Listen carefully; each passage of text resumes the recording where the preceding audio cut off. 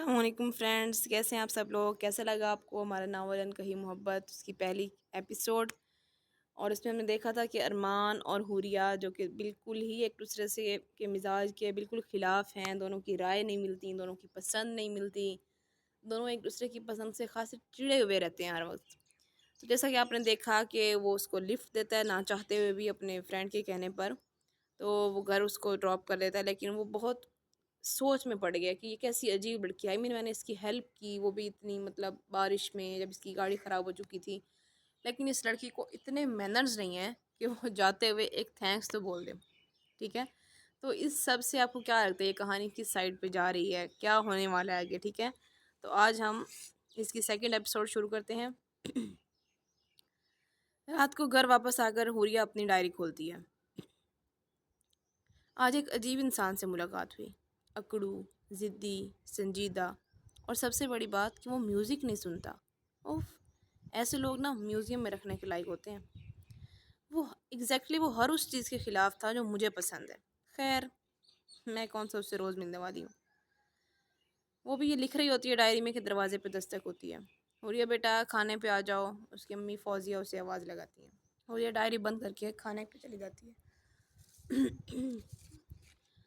دوسری طرف ارمان اپنے کمرے کی بالکنی میں کھڑا باہر بادل اور بارش کو غور سے دیکھ رہا تھا۔ وہ اس سب منظر میں اتنا کھویا ہوا تھا کہ اسے دروازہ کھلنے کا پتہ بھی نہیں چلتا۔ اسی وقت اس کا دوست اسامہ، جو کہ اسی کے گھر پہ رہتا تھا، کافی کا کپ لے کر آتا ہے۔ اسامہ کا گھر چونکہ گاؤں میں تھا اور وہ شہر پڑھنے آیا ہوا تھا، اور اس کی ارمان سے دوستی ہونے کے بعد وہ اسی کے گھر پہ رہتا تھا۔ ارمان یار، سب ٹھیک ہے نا؟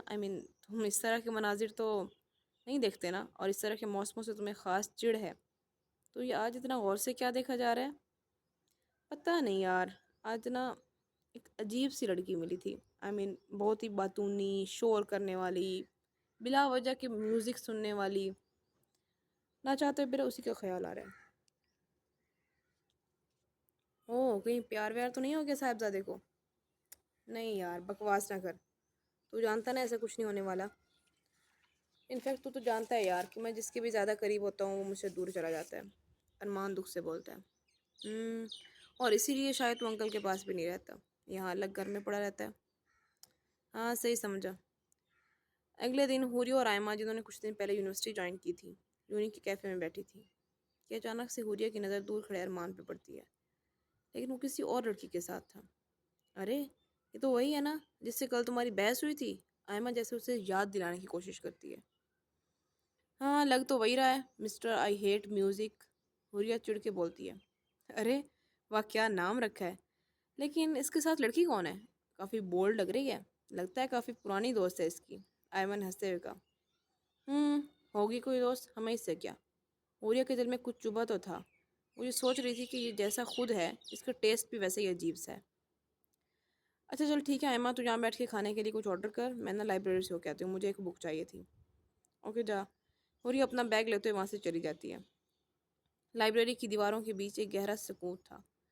حوریہ اور ارمان مختلف سمتوں سے ایک ہی کتاب کی طرف بڑھتے ہیں، بروکن مائنڈز، نفسیاتی درد اور ہیلنگ کے موضوع پر لکھی گئی بیسٹ کتاب۔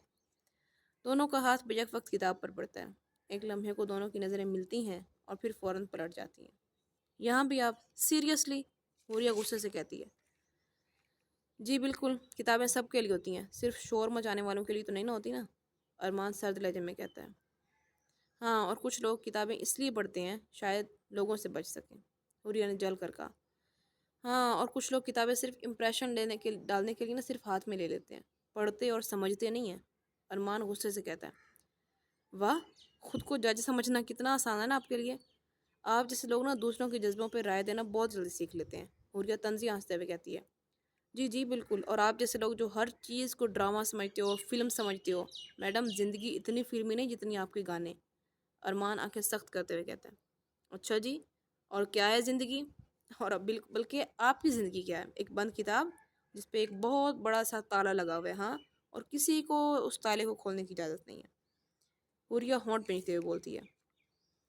ارمان تھوڑی دیر کے لیے خاموش ہوتا ہے اور پھر سرد لہجے میں کہتا ہے، ہاں، کیونکہ کچھ کتابیں کھولی جائیں تو وہ پڑھنے والوں کو جلا دیتی ہیں۔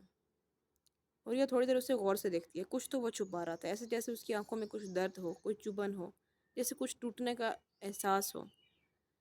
اچھا ٹھیک ہے، یہ کتاب تم ہی رکھ لو، شاید تمہیں اس کی زیادہ ضرورت ہے۔ اور ویسے بھی کچھ لوگ لفظوں کے لاشیں ہی پڑھ سکتے ہیں، جذبے نہیں۔ وہ یہ کہتے ہوئے باہر چلی جاتی ہے۔ ارمان پہلے کتاب کو اور پھر جاتی ہوئی حوریہ کو دیکھتا ہے۔ تم بھی شاید اتنی سمپل نہیں ہو جتنی نظر آتی ہو، وہ حوریہ کے بارے میں سوچتا ہوا بول رہا تھا۔ حوریہ جیسے ہی گھر پہنچتی ہے وہ خاموشی سے ٹی وی لگا کے بیٹھ جاتی ہے۔ اس کی امی یہ نوٹس کرتی ہیں کہ پہلے کی طرح حوریہ چیخ نہیں رہی، شور نہیں کر رہی یا باتیں نہیں کر رہی۔ تو وہ اس سے پوچھتی ہیں کہ حوریہ خیریت ہے، آج اتنی چپ کیوں ہو؟ کچھ نہیں امی، میں بس سوچ رہی تھی کہ کچھ لوگ اندر سے اتنے بند کیوں ہوتے ہیں۔ کچھ لوگوں کو بولنا نہیں پسند، ہنسنا نہیں پسند، ایسے لوگ ہوتے ہیں کیا اس دنیا میں، وہ بھی آج کل کے دور میں؟ صحیح کہہ رہی ہو بیٹا، لیکن بعض دفعہ نا کچھ لوگوں کے دل ٹوٹنے کی آواز اتنی اونچی ہوتی ہے کہ ان کو دوسروں کی آوازیں بری لگنے لگ جاتی ہیں۔ اس کی امی اسے سمجھاتے ہوئے کہتی ہیں۔ ہاں امی، شاید آپ صحیح کہہ رہی ہیں، مجھے بھی آج ایک ایسا ہی لڑکا ملا یونیورسٹی میں۔ آپ جانتی ہیں، میری اس سے دوسری ملاقات تھی، لیکن اس کی آنکھوں میں ایک عجیب سا درد چھپا ہوا ہے۔ آئی ڈونٹ نو، بٹ لگتا ہے کہ جیسے اسے سب سے نکلنا چاہیے۔ مجھے لگتا ہے وہ ہمیشہ سے ایسا نہیں تھا، کچھ ہوا ہے اس کی لائف میں، کوئی ایکسیڈنٹ جس کی وجہ سے وہ ایسا ہو گیا ہے۔ بٹ آئی ڈونٹ نو، کچھ تو ہے جو وہ چھپا رہا ہے، اور مجھے لگ رہا ہے کہ مجھے اسے جاننا چاہیے۔ ہاں لیکن بیٹا، دوسروں کے کاموں میں نا پنگے لینے کی ضرورت نہیں ہے تمہیں، جو جیسا ہے اس کو ویسے رہنے دو، اس کی امی اسے ڈانٹتے ہوئے کہتی ہیں۔ اچھا امی، کوئی نہیں کسی سے میں پنگے لے رہی، حوریہ ہنستے ہوئے کہتی ہے۔ جی تو دوستو، یہ تھی ہماری سیکنڈ ایپیسوڈ۔ آپ بتائیں آپ کو کیسی لگی، اور اپنا فیڈ بیک آپ نے ضرور دینا ہے کمنٹس میں، اور ساتھ ہی ساتھ آپ نے اپنی رائے دینی ہے کہ آپ کو یہ کہانی کس طرف جاتی ہوئی نظر آ رہی ہے، کیا لگتا ہے کب تک یہ ملیں گے، کب تک محبت ان کو آپس میں جوڑے رکھے گی۔ Thank you so much.